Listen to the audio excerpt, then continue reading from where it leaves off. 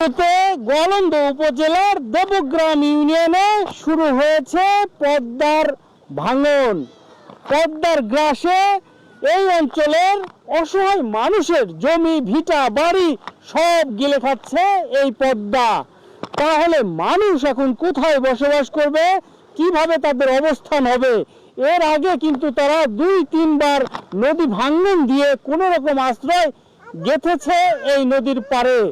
এরপরে কিছু টাকা পয়সা জমিয়ে হয়তো ফসল করার জন্য কিছু জমি তারা রেখেছে নদীর পাশেই।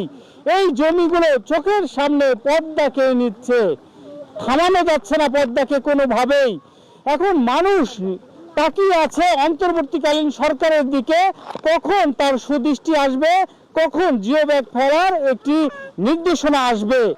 আমরা দেখতে পাচ্ছি এই ইউনিয়নের যিনি বর্তমান প্রতিনিধিত্ব করছেন, এই ইউনিয়ন বিএনপির অর্থাৎ দেবগ্রাম ইউনিয়ন বিএনপির সম্মানিত সভাপতি, যিনি জাতীয়তাবাদী আদর্শের একজন সৈনিক, যিনি আসলাম ভাইয়ের একজন বিশ্বস্ত মানুষ। আমরা নেতা, আপনার কথা শুনতে চাচ্ছি, কি দেখছেন আর কি চাচ্ছেন? আমরা অনেক দিন ধরেই মনে করেন নদী ভাঙনের কবলে আছি।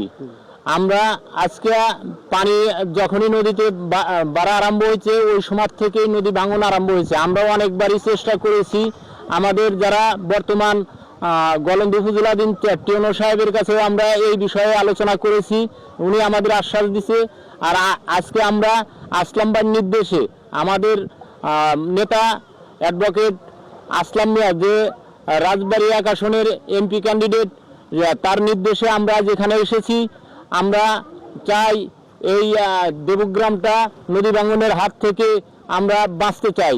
বর্তমান সরকার সুদৃষ্টি দিলে আমি মনে করি এই নদী ভাঙন রোধ করা কোনো ব্যাপারই না। তাই আমরা এই দেবগ্রামবাসী আমরা সবসময়ই এই নদী ভাঙনে ঘর বাড়ি হারিয়ে বিলীন হয়ে আমরা কোনো রকমভাবে এই নদীর কিনারে আছি। দেখেন শত শত মা বোনেরা আসছে, সবাই এই নদী ভাঙনের কবলে একজনের বাড়ি 2বার 3বার 4বারও ভাঙছে, কিন্তু অবশেষে কিছু টাকা জমায়ে যে ক্ষেত করছে, মনে করেন যে পাট বুনছে, পাট ভেঙে যাচ্ছে, পটল লাগাইছে, পটল ভেঙে, আমরা পটল ক্ষেতের ভিতর দাঁড়িয়ে আছি, এই পটলও মনে করেন নদীতে বিলীন হয়ে যাচ্ছে। তাহলে এই সাধারণ মানুষ, এই দেবগ্রামের মানুষ কি করে বাঁচবে? সরকারের কাছে বিশেষভাবে আবেদন যে অতি তাড়াতাড়ি একটা বরাদ্দ দিয়ে এখান দিয়ে জিও ব্যাগ দিয়ে সঠিকভাবে যাতে এই কাজটা হয়, এরও একটা মনিটরিং দরকার। প্রতি বছরেই একটা বরাদ্দ হয়, কিন্তু 2-4 বস্তা জিও ব্যাগ ফেলায় সারে টাকা পয়সা গুছা নিয়ে চলে যায় কন্ট্রাক্টর। কিন্তু এবারে যদি কোনো ভালোভাবে যদি কোনো কাজ করেন, তাহলে আমার মনে হয় যে এই নদী ভাঙন থেকে আমরা মুক্তি পাবো, এই আশা রাখি। আমরা সরকারের কাছে এই আশা রাখি।